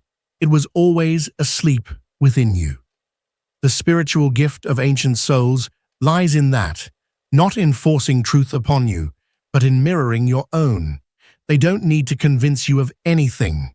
They don't seek followers, disciples, or praise. They simply exist. And in their presence, something in you aligns, something softens, something ignites, because their energy vibrates on a level beyond words. That's why you don't have to understand them. Just feel them. Often, the awakening they spark isn't immediate. It may take days or weeks, even months, before you realize something within you started shifting since that moment. A decision made with more clarity, a pain that no longer hurts the same, a fear that no longer has the same hold. That is their magic. They work in your depths without you even noticing, asking nothing in return. And when you, who now see them, begin to live from your truth, from your soul, with no fear, no mask, no need for approval, then the cycle is complete. Because the true gift of ancient souls isn't having something rare, but awakening that very thing in others. And if this message has touched you, if these words have stirred something in places inside you that you didn't know were open, maybe it isn't a coincidence. Maybe you too are an ancient soul. Maybe you carry that same gift, and even if you're still remembering how to use it, it's already yours. Because those who carry it never ask for it. They embody it. They live it. And though they may doubt at times, though they may get lost along the way, their soul always knows how to return. And now, you're beginning to remember it too. And in that remembering, something within your steps begins to shift. It's no longer about reaching a destination, achieving a goal, or becoming some ideal version of yourself. It's about coming back to you, the most intimate, quiet, and honest version of who you are. The one that lives deep inside. The one that's perhaps been silenced for so long just to belong in a world that still struggles to see. But now, from this awareness that begins to rise, you can no longer deny your light or your shadows, because you've come to understand they both belong to the same path, that your depth isn't a burden, but a gift, that your sensitivity isn't a flaw, but a doorway, and that everything that's hurt, everything you've kept quiet, everything that once felt too heavy, was the exact process your soul needed to go through in order to hold this gift. The most beautiful part is, it doesn't need to be perfect. Old souls aren't flawless beings. They are real. They've failed, they've doubted, they've fallen 1,000 times, but always found their way back, and each return made them wiser, gentler, stronger. That's the true kind of strength, not the kind that dominates, but the one that holds even the broken pieces with grace. Maybe now you see why you've always felt different, why you never quite fit in, why shallow conversations drain you, why your gaze seems to notice layers others can't. It wasn't a mistake, it was a sign, a call, an echo of your soul, reminding you. Remember who you are, and if you're here, if you've made it this far, it's not by chance. This frequency has called you because it's part of you, because somewhere deep within, you already knew you were meant for more. And now, by allowing yourself to feel it, by giving yourself permission to embody that energy without fear, you become a living testimony of that sacred gift Jung once sensed, the soul that remembers, the collective unconscious, the connection between all we are and all we've ever been. Now, you walk differently, no longer seeking approval, no longer rushing, with more truth, with more presence, because you've remembered. From this new level of awareness, you can't see the world the same way anymore. You can't pretend not to notice what you clearly perceive. You can't dismiss your sensitivity as if it were a flaw, or bury your depth just to keep others comfortable, because now you understand that everything you once thought was too much is exactly what makes you real. And realizing that doesn't make you better than anyone else, but it does make you more yourself. It allows you to inhabit who you are with sincerity. It lets you stop running, stop pleasing, stop fighting what's always been within you. And in that loving surrender, your true strength rises. The spiritual gift you carry, and yes, you do carry it, is not a role to fulfill or a title to earn. It's a frequency, a presence, a way of being in the world that touches others deeply without saying a word. And even though there are still days of uncertainty, even though some wounds are still healing, you now see how all of it belongs. Even your softness holds wisdom. Every step you take from this place of truth becomes a gesture of collective healing. Because when you allow yourself to be seen, without masks, without pretense, you make space for others to recognize themselves too. You're awakening dormant memories in those still afraid to look within. You're planting light in a world that desperately needs more souls to remember where they came from. And even if many don't yet understand it, even if you sometimes feel isolated on this frequency, you are never truly alone. Because others like you exist, scattered across the world, also remembering, also awakening, also returning to themselves. They are ancient souls like yours, carrying quiet but powerful gifts, bearing wounds that have become wisdom, with eyes that have seen beyond the veil. And every time one of them lights up, the entire world receives that light. Because the awakening of a soul is never a solitary event. It's a ripple that spreads, that touches, that transforms. You are part of that ripple. You are part of that awakening. And even if you can't always see it clearly, even if doubt sometimes reappears, deep inside, you already know the truth. Because your soul has lived this before.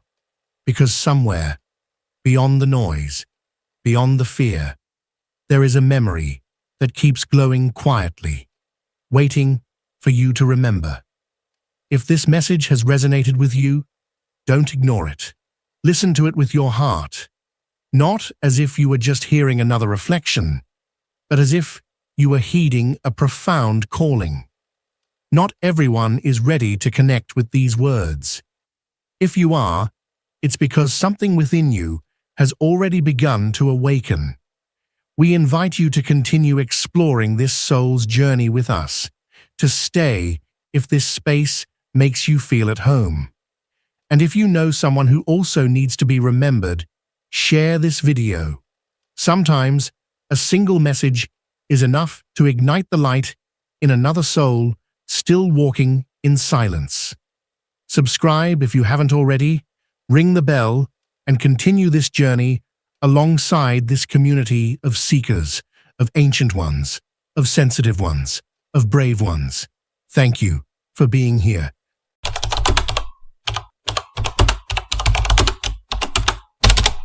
Carl Jung once wrote, "Everything that irritates us about others can lead us to an understanding of ourselves."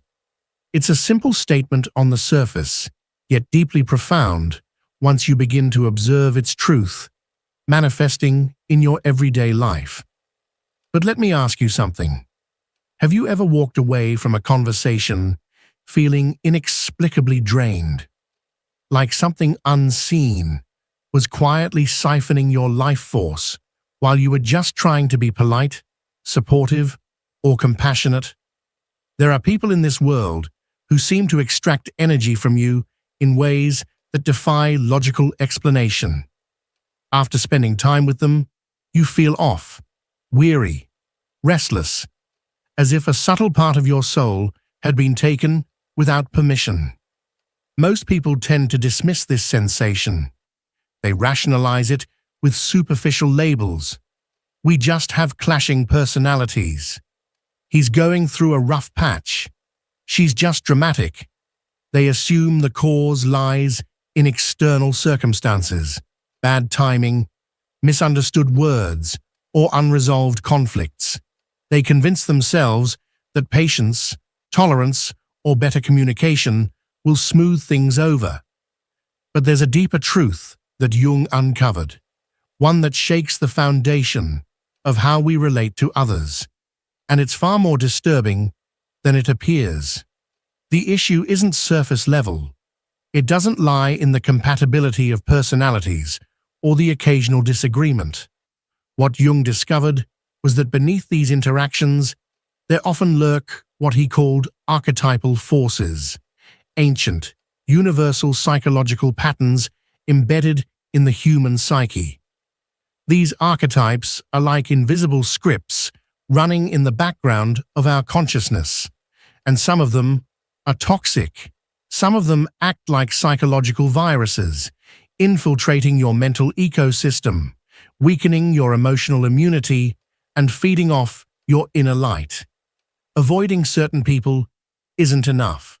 If you want to protect your psychological integrity, your sovereignty over your own energy, you must learn to recognize the archetypes they unconsciously represent. You must understand what draws you to them or what repels you.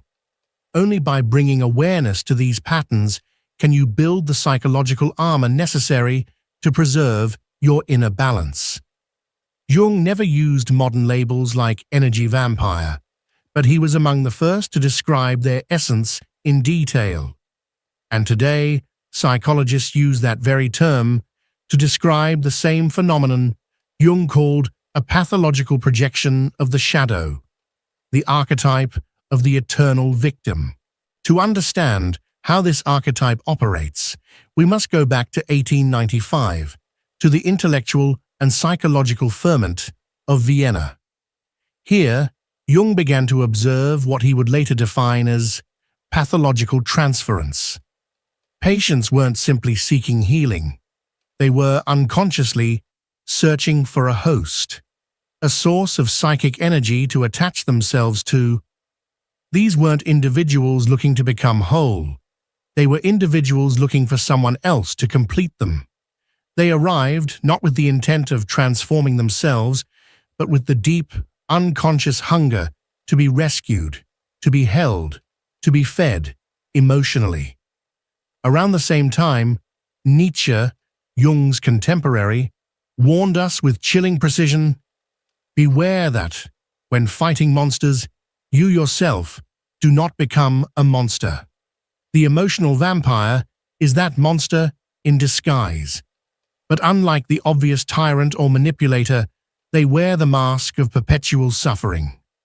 Picture a well that cannot be filled, no matter how much clean, fresh water you pour into it. That's what the emotional vampire is, a bottomless pit of need, cloaked in tragedy, always waiting for more. They approach you with stories of sorrow so intense they seem lifted straight from Greek tragedies. Their lives are a sequence of relentless crises, conflicts, injustices, heartbreaks, but beneath the drama lies a hidden mechanism. Jung discovered it while studying what he called autonomous complexes. These people aren't seeking solutions, they're seeking energy. Each time you offer your help, your listening ear, your comfort, you're giving away more than your time. You're offering your emotional essence, and they're consuming it. This is what Jung referred to as psychic cannibalism, a dynamic where your life force is used as fuel for another's psychological survival. The process is insidious. While you feel yourself growing exhausted, disoriented, perhaps even resentful, they appear invigorated, emboldened, suddenly more alive. In ancient tribes, shamans identified these individuals as soul eaters, not out of superstition, but through keen psychological observation. They recognized that some people had fused so deeply with the archetype of the victim that they could only survive by perpetuating emotional dependency and drama. You can recognize such individuals by the narrative of their lives.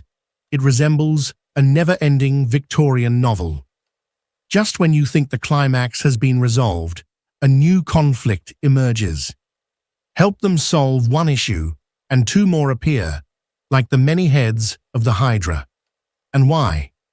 Because the real issue isn't external.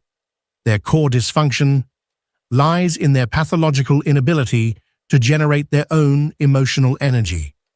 They've outsourced their sense of identity to pain and pity. And here's the trap Jung warned us about. They unconsciously activate your inner archetype, the rescuer. You begin to feel noble, important, even irreplaceable.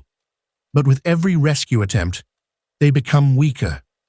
You think you're helping, but you're enabling a deeper addiction. It's like giving a hit of opium to someone already enslaved by it. They feel better for a moment, but the dependency grows stronger. The answer isn't cruelty. Jung didn't preach detachment as a form of punishment. He advocated for what he called conscious differentiation, the ability to maintain clear psychological boundaries. You must protect your inner space the way a medieval castle guards its inner sanctum. You can feel compassion, but from a distance. You can be kind, but never become the source of their emotional oxygen. As Jung wrote with startling clarity, misguided charity is a form of disguised violence. You may believe you're doing good, but if your aid perpetuates their dysfunction, you're only feeding the shadow. Now, there's a second dangerous figure in this psychological drama, one that Jung identified through the concept of ego inflation. It's the archetype of the tyrant disguised as a savior. To understand this persona, we must turn to Machiavelli, who famously said, "It is better to be feared than loved." But the narcissistic manipulator goes even further. They don't want fear. They don't want love. They crave adoration, worship, blind allegiance. Jung encountered this archetype while treating members of Vienna's upper class. He noticed a pattern. Certain individuals exhibited what he called a pathological inflation of the ego. They weren't just arrogant or self-centered. They suffered from what we could describe as divine delusions, an inability to see others as separate sovereign beings with intrinsic worth.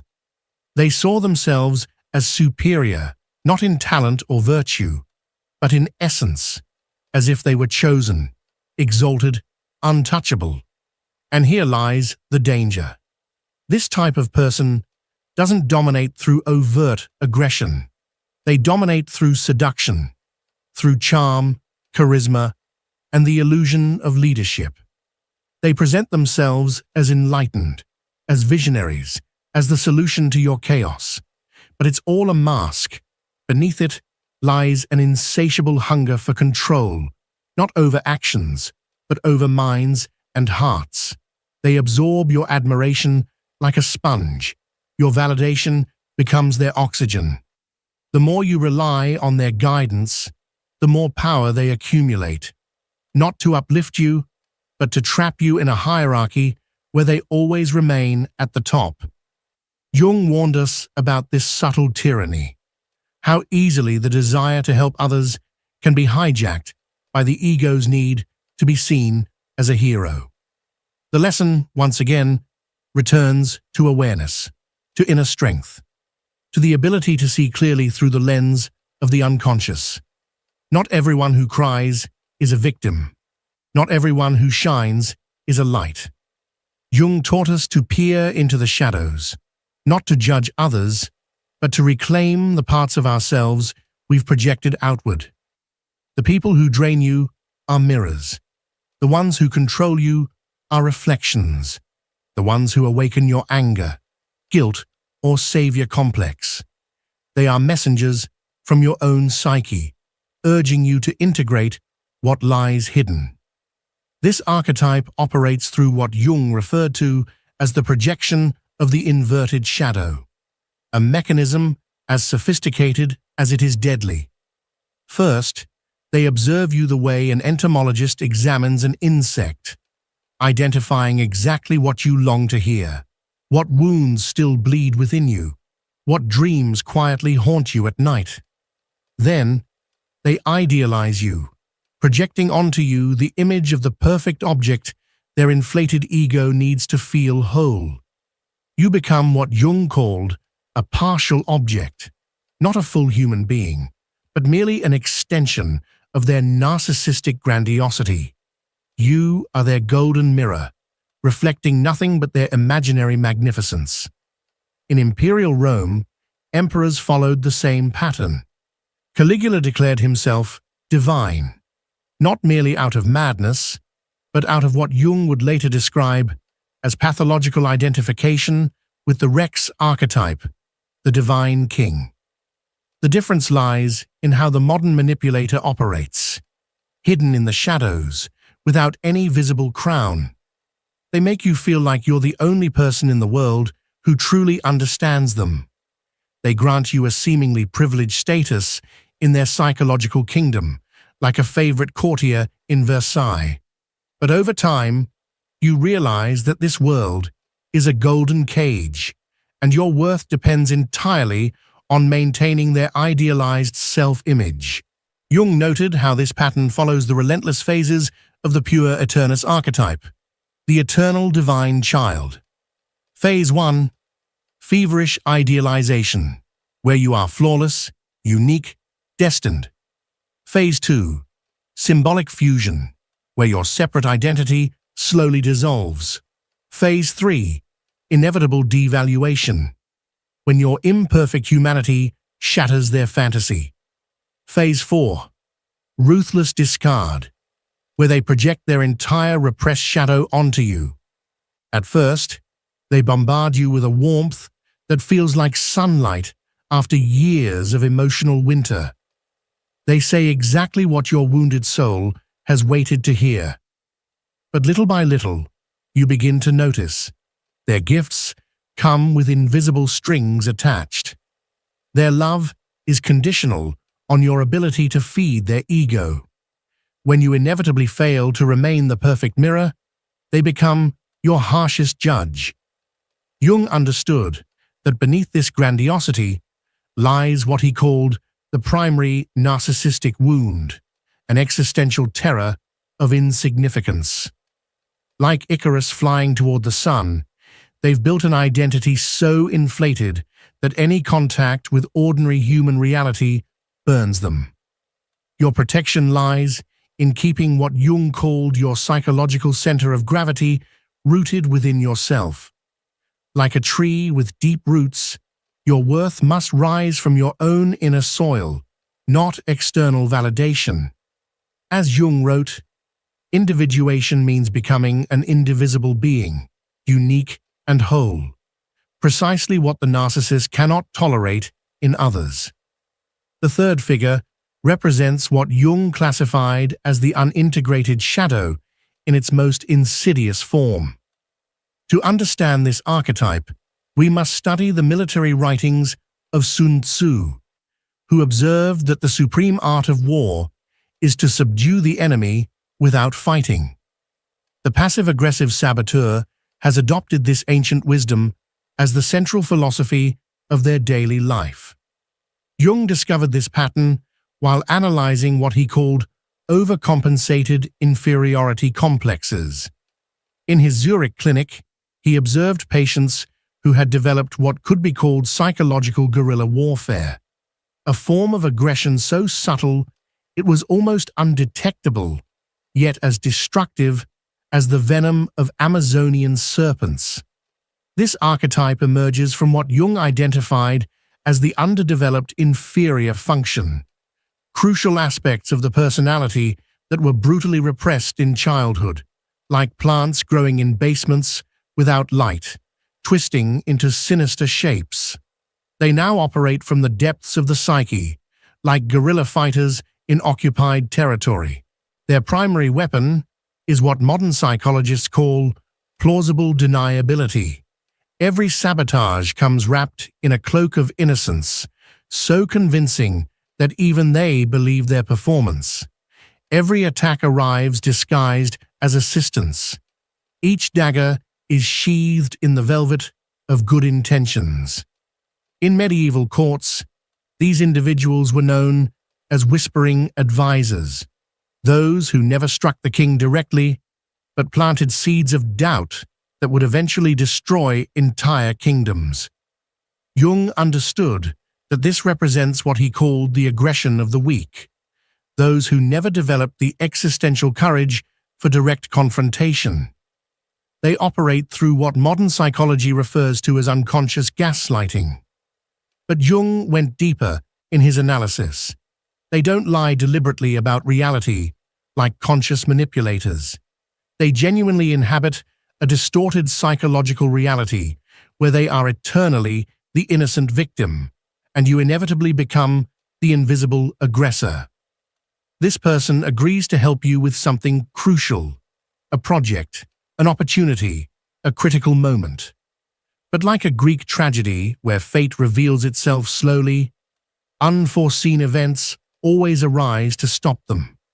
They promise with the sincerity of a saint, fail with the inevitability of gravity, apologize with the eloquence of a poet, and repeat the cycle like Sisyphus eternally pushing his rock. Every failure comes with an explanation so perfectly reasonable that questioning it makes you appear irrational. Their sudden illness, the unexpected traffic, the urgent family crisis, the computer that breaks down exactly when you need it most. Each excuse is technically valid, but the pattern reveals the hidden truth. Jung warned that prolonged exposure to this dynamic can lead to what he called dissociation from consensual reality. Your psyche, constantly bombarded by this subtle inconsistency, begins to internalize the external instability. You start to question your own perception, like Alice falling down the rabbit hole into a world where logic dissolves. The most diabolical part of this archetype is that they genuinely suffer. Their pain is real. Their limitations are authentic. Their victimhood is sincere. This activates your natural compassion, keeping you trapped in a cycle where every attempt to set boundaries makes you feel like the true villain of the story. Protection requires developing what Jung called the capacity to hold the tension of the opposites, maintaining genuine compassion for their suffering while standing firm in your psychological boundaries. Like a doctor who can empathize with a patient's pain without letting that empathy compromise the necessary treatment. The fourth dangerous figure embodies the archetype of the eternal rival, which Jung identified as the shadow of the unintegrated hero.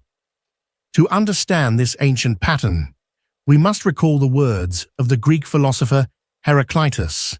War is the father of all things, but the toxic competitor has perverted this cosmic wisdom, turning all of existence into a Darwinian battlefield where your success is automatically perceived as their personal defeat. Jung observed this phenomenon in the family dynamics of the European aristocracy, where siblings destroyed each other over inheritances none of them truly needed. He identified what he called pathological competitive compulsion, a pattern that emerges when the fundamental sense of identity becomes fused entirely with the need to dominate others. This pattern originates from what Jung called the primary narcissistic wound of comparison. At a crucial moment in their early psychological development, their sense of self-worth became permanently fused to being superior to others. It's not a conscious choice. It's a programming rooted as deeply as survival instincts. The most dangerous aspect of this archetype is its chameleon-like ability to disguise itself as mutual motivation or healthy competition. But Jung, with his genius for psychological distinctions, identified the critical difference. Healthy competition aims for personal excellence. Toxic competition seeks the annihilation of the other as a means of existential validation. In ancient Rome, gladiators understood that their life depended on the death of their opponent. The toxic competitor has internalized this arena mentality and extended it to every area of human existence. Relationships, careers, social status, even spiritual experiences become psychological death matches. They operate through what modern psychologists refer to as destructive social comparison. But Jung was more precise. He identified it as an existential zero-sum game. Their self-worth functions like a medieval balance scale. For their side to rise, yours must inevitably fall. This isn't conscious malice. It's a compulsion as automatic as breathing. Watch how they react when you share a personal victory. A healthy person instinctively celebrates another's success, like flowers rejoicing when rain nourishes the entire garden. But this person experiences your good fortune as a personal attack. Their first impulse isn't celebration, but subtle ways to downplay your achievement, or to immediately counter with something greater that happened to them. If you succeed in an important project, cosmic obstacles mysteriously arise. If you're recognized, misunderstandings suddenly appear to taint the moment. If you feel happiness, they develop crises that demand your immediate attention.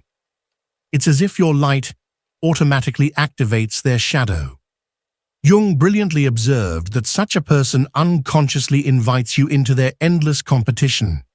They challenge you, provoke you, seduce you into entering their psychological arena. But here lies the ancient trap. The moment you accept their terms of competition, you've already lost your soul, because you've allowed your worth as a human being to depend on external comparison instead of inner development. Like old myths, where gods eternally fight for supremacy, they project onto you the archetype of the rival that must be defeated.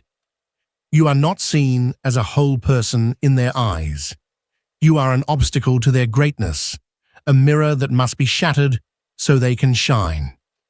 Prolonged exposure to this archetype contaminates entire spaces with what Jung called environmental competitive toxicity.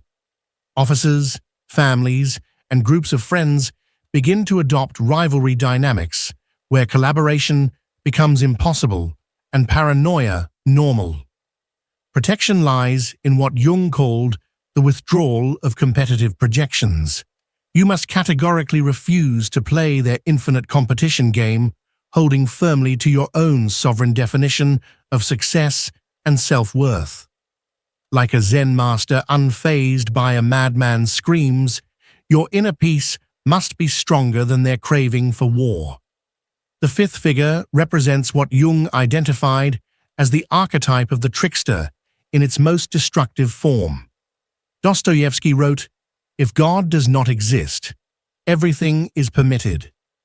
Chaos personified lives as if this were their personal creed. Jung understood that this archetype emerges when the social adaptation function never properly develops.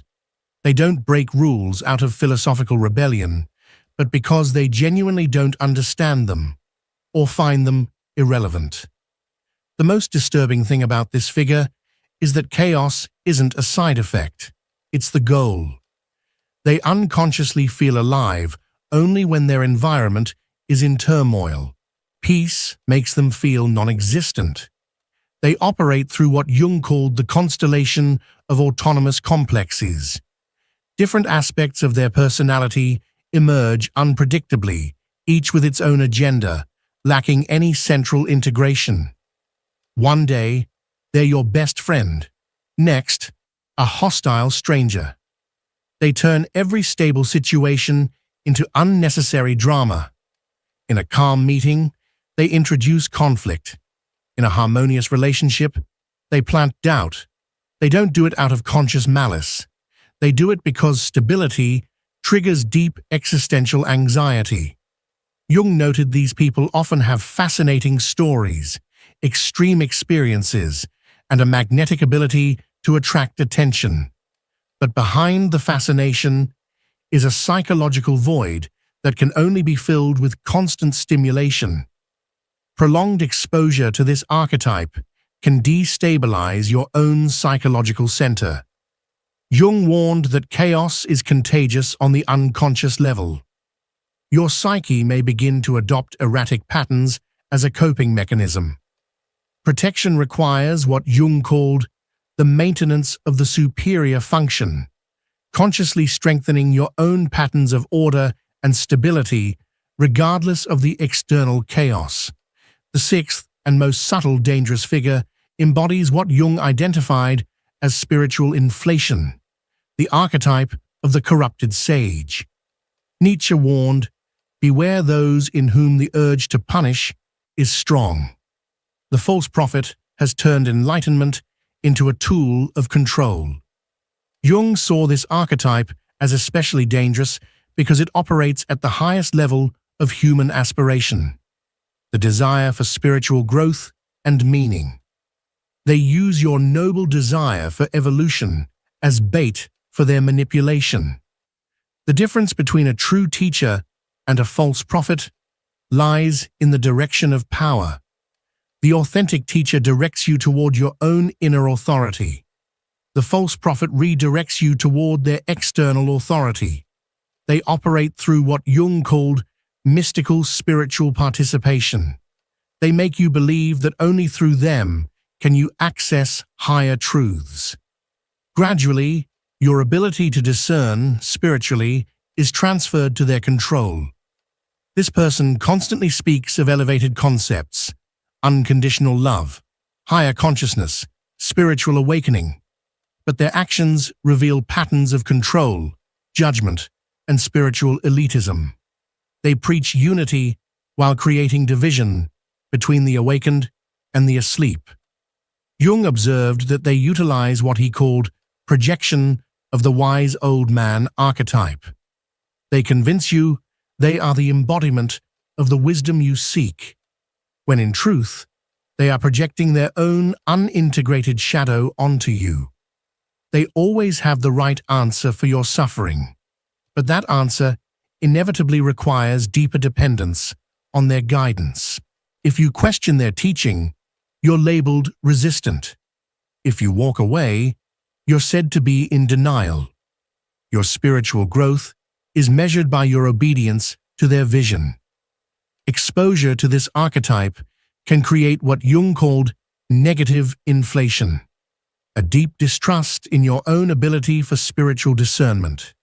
You may develop chronic spiritual dependency, always seeking external authority. The ultimate protection lies in what Jung saw as the final aim of individuation, developing your own direct connection to the transpersonal, free from human intermediaries claiming to be essential for your access to the sacred. When you cultivate the ability to recognize these 6 dangerous archetypes, something fundamental shifts within your psyche. You are no longer an unconscious victim of toxic patterns. You become what Jung called the conscious individual, someone who preserves their psychological sovereignty. Your energy is no longer drained by destructive dynamics. Your time is freed from unnecessary dramas. Your inner peace becomes unshakable because it no longer depends on the approval or behavior of others. You become what Marcus Aurelius described as an inner citadel, impenetrable to external storms. This isn't isolation, it's discernment. It isn't coldness, it's wisdom. Jung understood that only when you can say no to the toxic, your yes to the authentic holds true power. If this analysis has struck a chord within you, if you recognize any of these patterns in your life, then you are ready to go deeper into Jungian wisdom. The battle for your mind is ongoing. Every day there are forces, both internal and external, that seek to keep you asleep, to keep you small, to keep you dependent on lies. But now you know. You know that the truth is not out there. It's inside you. And every time you choose to see clearly, to feel deeply, to act consciously, you reclaim a piece of your soul. So subscribe, not just to a channel, but to a commitment to live fully, to face your shadows, and to honor the sacred responsibility of becoming who you truly are. Because the greatest rebellion in a world of illusions is to live in truth, and the greatest revolution is the one that begins within.